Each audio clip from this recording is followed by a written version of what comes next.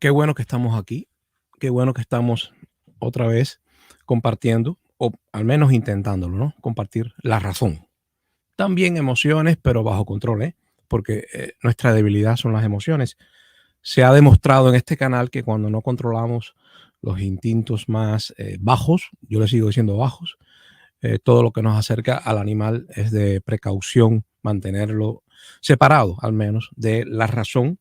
Y yo estaba leyendo a los estoicos, en este mismo momento comparto una frase de ellos, que es un filósofo, un hombre a quien si escuchas te hará seguramente más libre que todos los pretores juntos. Y también te dice, el comienzo de la filosofía es conocer nuestra debilidad y nuestra ignorancia y también los deberes necesarios e indispensables. Yo creo que, bueno, si pensamos en que la filosofía es eso, pues debemos tener en cuenta que el experimento, yo no tengo otro nombre para darle, del vaso de agua, la mayoría de ustedes ya está familiarizado con esto, de que el vaso del agua, a la mitad, exactamente, matemáticamente a la mitad, pues es un vaso que verán medio vacío los pesimistas y medio lleno los optimistas, pero en realidad el pesimismo y el optimismo yo lo veo más cercano a las emociones que a la razón humana. Creo que un hombre verdaderamente adicto a la razón y con hábitos de razonar, cuando ve ese vaso, no se guía ni por el optimismo ni por el pesimismo, sino por la duda. Al menos la duda es razonable si está a la mitad. Y la duda es la que te impulsa entonces a razonar, a averiguar o a verificar, simplemente esperando en el tiempo, si el vaso ver el comportamiento de ese vaso, de esa agua, quién lo puso ahí, averiguar, estudiar. Pero solo es posible con la duda, pero no con el impulso del optimismo o del pesimismo, porque aunque la gente crea que es muy útil el optimismo para, digamos, empezar un proyecto nuevo, una empresa, imposible si estás muy deprimido y desencantado antes de llegar eh, al, al hecho, pues obviamente no vas a tener el ánimo. Es verdad, pero la verdad es que lo que desconocen muchas personas es que la mayoría de los empresarios, por ejemplo, que inician un proyecto material para incrementar su riqueza, para ser productivos, para tener un beneficio como empresario, esa es la misión de una empresa, es tener beneficios, crecer, en una palabra, crecer, multiplicarse. Cuando un empresario y la mayoría en los Estados Unidos así, hace un estudio, pues no está ligeramente optimista ni pesimista. Tiene en cuenta todas las cosas y muchas veces incluso hay empresas que han comenzado en total pesimismo. Sí, cuando están en la bolsa difunden la propaganda de que hay que tomar riesgo, el que no toma riesgo no. El riesgo es muy importante, la presión allí eh, sobre sobre las personas a través de la cultura del push-push, del empujar, sé fuerte y sé empresarial, no te pongas a pensar y a razonar demasiado, toma riesgos. No, eso se lo dice la empresa que está en la bolsa a los compradores de acciones. Es muy sencillo, es un truco de mercadeo. Si yo necesito tu dinero, voy a tratar de darte incluso un libro de autoayuda para que te estimules y tengas confianza en el riesgo, confianza en el riesgo. Pero los que están en la parte administrativa de las corporaciones hacen muchos estudios, son muy científicos, no se guían para nada por la emoción. Por eso yo quería compartir hoy con ustedes este tema del vaso lleno, el vaso vacío, porque más allá del optimismo, del pesimismo, y en el caso cubano creo que ya estamos cansados de verificar que tanto los optimistas como los pesimistas, pues a la hora de los hechos, de la realidad operativa de lo que está frente a ellos, pues está muy lejos lo que pensaron. ¿Cuánta gente en los años 80 no hizo planes en Cuba de hacer carreras universitarias que al final terminaron pues siendo inútiles completamente, porque el futuro no se puede predecir.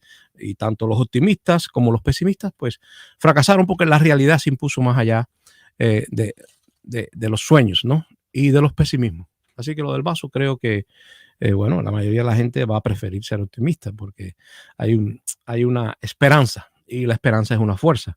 Y el pesimismo, pues sí, nos puede llevar a no hacer nada, a quedarnos allí esperando la suerte o apelando el hechizo, la brujería, vamos a hablar honestamente, y sabemos que la sociedad cubana cada vez está más supersticiosa y más apelando a lo irracional. Eso nos deja marcas en la cultura y yo creo que, bueno, ni pesimistas ni optimistas. Vamos a tratar, y es difícil porque tenemos un legado cultural muy vinculado a las emociones, a ciertas teorías sentimentales, a perder el control y verlo como algo positivo, como un elemento de guapería, sobre todo en los varones, ¿no?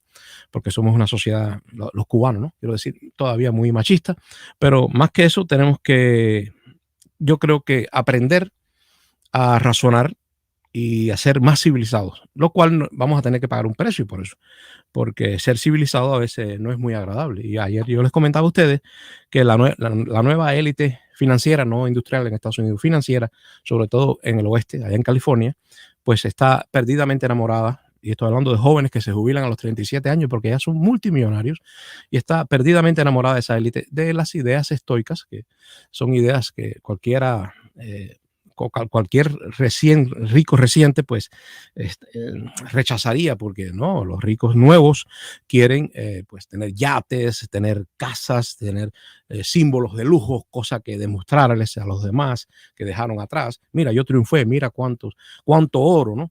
Esos son los nuevos ricos. Y se sabe que hay un viejo dicho castizo de allá de España que dice: el caballo del mendigo hasta que reviente. O sea, el mendigo tiene un caballo, ni le da agua, ni le da comida, porque hasta que reviente. Y eso pasa a veces con las personas que no están familiarizadas con el uso del dinero, del capital. Y se lo digo a los cubanos emigrados, porque alguno de ustedes va a ser millonario y creo que si no está preparado, porque la vida del hombre es corta y a veces no le da tiempo a prepararse para ciertos oficios como administrar capitales. Y si usted no está preparado, pues le digo que puede pasar un pequeño curso de aprendizaje. Nosotros podemos hacer cosas increíbles y podemos aprender a manejar capital sabiendo, por ejemplo, el consejo más elemental de Schopenhauer, aquel filósofo alemán germánico, que decía que, bueno, el nuevo rico debe de poner en su mente la idea ciertísima de que con un gran capital disponible no se puede perder el control y consumir. O sea, el capital no se toca. Se toca la renta del capital. O sea, el capital genera beneficios y usted tiene que ajustarse a los beneficios exclusivamente. Incluso si puede, ahorre algo de esos beneficios que va a tener de ese capital. Pero el capital no se toca, no se toca. Y los empresarios, lo que ya tienen una costumbre, manejar capitales de diferentes tipos, no tiene que ser financiero. A veces son materias primas, herramientas, objetos de intercambio. El que maneja una pequeña empresa sabe que no puede consumir el dinero que le entra. Ese dinero no se toca, no es tuyo, es de la empresa. La empresa tiene sus propias demandas. Y bueno, y la sociedad cubana también tiene sus propias demandas. La situación en Cuba está muy seria. Me dicen que incluso está faltando leche subsidiada, garantizada de toda una vida para los niños, está faltando. Hay niños que se están quedando sin leche en Cuba. Sigue espantosamente la inflación. Irse, digamos, de Camagüey a Santiago, no, peor todavía, ir de La Habana a Camagüey, que es lo que me han dicho, puede costarte 40,000 pesos. Hay gente que ya no se puede mover de provincias porque no tiene suficiente capital. Y lo que pasa es que no es que se han puesto más caros los pasajes, es que el dinero cada vez vale menos. Y no sabemos ahora si con Western Union entrando capital fuerte a Cuba, aunque sea digital, se pondrá peor la inflación, porque es que todavía no se acaba de producir ese reavivamiento de la riqueza nacional, de la producción, quiero decir, de riqueza nacional, de la industria nacional, ni hablemos.